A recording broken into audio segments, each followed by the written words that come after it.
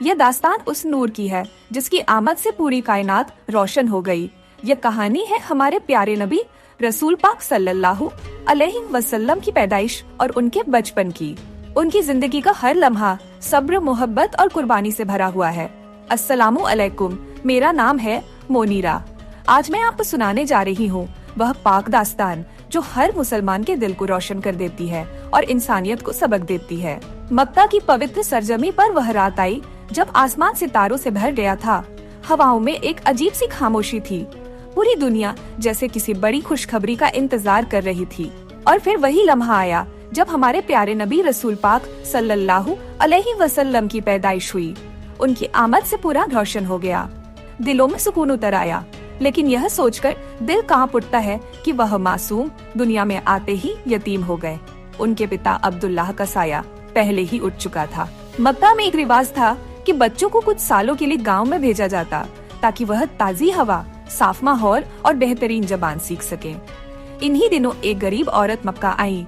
उनका नाम था बीबी हलीमा। उनकी हालत बहुत खराब थी। उनका ऊंट कमजोर था, दूध नहीं उतरता था, बच्चा भूखा था। उनकी हालत देखकर कोई बच्चा उन्हें देने के लिए तैयार नहीं था, लेकिन अल्लाह की मर्जी कुछ और थी। जब बीबी हलीमा ने उस नन्हे मोहम्मद सल्लल्लाहु अलैहि वसल्लम को देखा तो उनका दिल पिघल गया।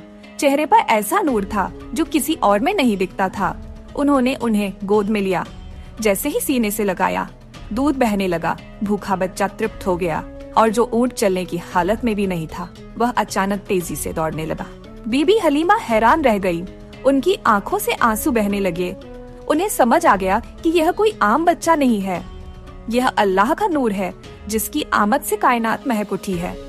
वह उन्हें लेकर अपने कबीले लौटी और देखते ही देखते उनके घर में बरकत उतर आई। उनकी बकरियां खूब दूध देने लगी। पहले जहाँ तंगी थी, अब वहाँ नेमत थी।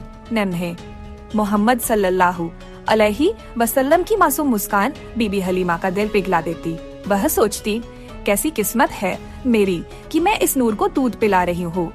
लेकिन यह भी सच है कि उस मासूम में छोटी सी उम्र में बहुत गम देखे। पिता का साया पहले ही उठ गया था और 4 साल की उम्र में एक ऐसा वाकया हुआ जिसने सबको हिला दिया। वह अपने दोस्तों के साथ खेल रहे थे, तभी 2 फरिश्ते उतरे। उन्होंने उनका सीना खोला, दिल को बाहर निकाला, उसमें से काला दाग निकाला और कहा, यह शैतान का हिस्सा है। फिर उन्होंने दिल को धोकर वापस रख दिया। बाकी बच्चे यह देखकर डर गए। वे भागते हुए बीबी हलीमा के पास पहुँचे। बीबी हलीमा घबरा गयी, दौड़ कर आई और नन्हे मोहम्मद सल्लल्लाहु अलैहि वसल्लम को गले से लगा लिया। उनकी आंखों से आंसू रुक नहीं रहे थे, मगर वह मासूम बिल्कुल सही थे। उनके चेहरे पर वही नूर, वही चमक थी। बीबी हलीमा डर गई कि कहीं कोई मुसीबत न आ जाए। उन्होंने उन्हें उनकी माँ आमिना के पास वापस पहुँचा दिया। लेकिन अल्लाह की मर्जी कुछ और थी। थोड़े ही दिनों बाद माँ आमिना भी इस दुनिया से चली गयी। सोचिए, 5 साल का बच्चा जिसने जन्म के समय ही पिता को खो दिया था, अब माँ से भी जुदा हो गया। इतना बड़ा गम इतनी छोटी उम्र में।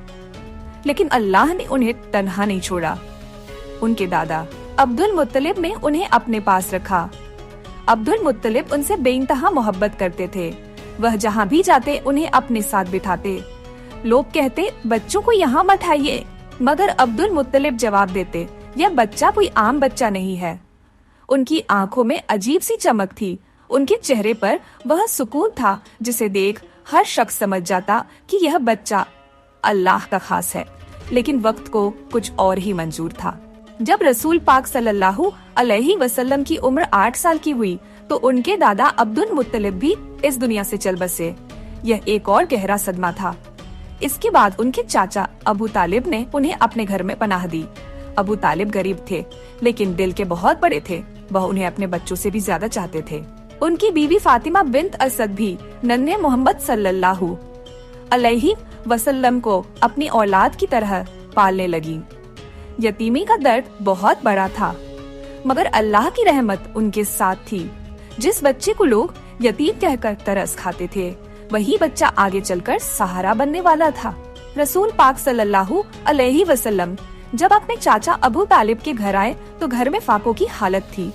गरीबी चारों तरफ थी, लेकिन मोहब्बत इतनी थी कि वह सब कुछ भुला देती। अबू तालिब और उनकी बीवी फातिमा बिन्त असद नन्हे मोहम्मद सल्लल्लाहु अलैहि वसल्लम को अपनी औलाद से भी बढ़कर चाहते थे। बचपन में ही आपने दूसरों का दर्द समझ लिया था। जब कभी अबू तालिब के घर खाने की कमी होती तो आप अपना हिस्सा छोड़ देते, दूसरों को खिलाकर खुद भूखे सो जाते। इतने छोटे दिल में इतनी बड़ी रहमत और सब्र कैसे आ गया था, यह देखकर सब हैरान रह जाते। समय गुजरता गया। रसूल पाक सल्लल्लाहु अलैहि वसल्लम रोने लगे। उनकी आंखों में गहराई थी, चेहरे पर नूर था और बातों में ऐसी मिठास थी कि हर सुनने वाला दिल से प्रभावित हो जाता। उनकी एक पहचान बन गई। लोग उन्हें अल अमीन कहकर बुलाने लगे। अल अमीन यानी अमानतदार, सच्चा और भरोसेमंद। मक्का की सरजमी पर जहाँ लोग झूठ और फरेब से काम लेते थे, वहाँ यह नूरानी चेहरा हर जगह सच्चाई की मिसाल था। जब भी किसी के पास कोई अमानत रखनी होती तो वह मोहम्मद सल्लल्लाहु अलैहि वसल्लम के पास लाता। लोग जानते थे कि यह शख्स कभी धोखा नहीं देगा। उनके चाचा अबू तालिब तिजारत किया करते थे। एक बार उन्होंने सफर शाम सीरिया का इरादा किया और नन्हे मोहम्मद सल्लल्लाहु अलैहि वसल्लम को भी साथ ले गए। उस सफर में एक ईसाई राहिब साधु ने उन्हें देखा। उसने उनके चेहरे को गौर से देखा और कहा, यह बच्चा बहुत खास है, इसकी आंखों में नबूवत की चमक है। अबू तालिब यह सुनकर चौंक गए। उन्होंने तुरंत उनकी हिफाजत का ख्याल और बढ़ा दिया। रसूल पाक सल्लल्लाहु अलैहि वसल्लम का बचपन और जवानी गरीबी और तकलीफों में गुजरा, लेकिन आपने कभी सब्र का दामन नहीं छोड़ा। आप भेड़ बकरियां चराते, लोगों की मदद करते, मेहनत मशक्कत करते, लेकिन हर हाल में शुक्र अदा करते। उनकी आदत थी कि वह कभी ऊंची आवाज में बात नहीं करते, हमेशा नरमी से बोलते। अगर किसी ने तकलीफ दी तो सब्र करते, किसी ने गाली दी तो जवाब में मुस्कुराते। उनके इस अंदाज से लोग दंग रह जाते। वक्त गुजरता गया और उनकी सच्चाई, ईमानदारी और अमानदारी की शोहरत दूर तक फैल गई। मक्का की एक दौलत के साथ किसी भरोसेमंद को भेजती थी। जब उन्होंने सुना कि मोहम्मद सल्लल्लाहु अलैहि वसल्लम अलमीन कहलाते हैं, तो उन्होंने अपने माल के साथ उन्हें भी भेजा। मोहम्मद सल्लल्लाहु अलैहि वसल्लम ने यह सफर ऐसी ईमानदारी और लगन से पूरा किया कि बीबी खदीजा उनकी शख्सियत से बहुत प्रभावित हुई। उन्होंने देखा कि यह नौजवान सिर्फ अमानतदार ही नहीं बल्कि रहमत से भरपूर है। धीरे धीरे रसूल पाक सल्लल्लाहु अलैहि वसल्लम की उम्र 25 साल हुई।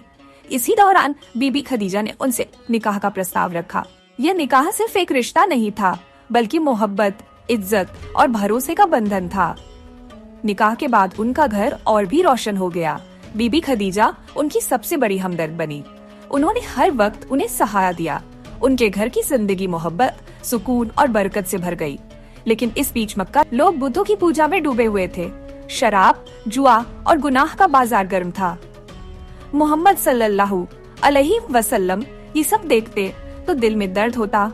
वह अक्सर गारे हीरा में जाकर तन्हा बैठते, अल्लाह की याद करते और सोचते कि इस जुल्म और गुमराही का क्या अंजाम होगा। वह घंटों, कभी कभी दिनों तक तन्हाई में बैठते।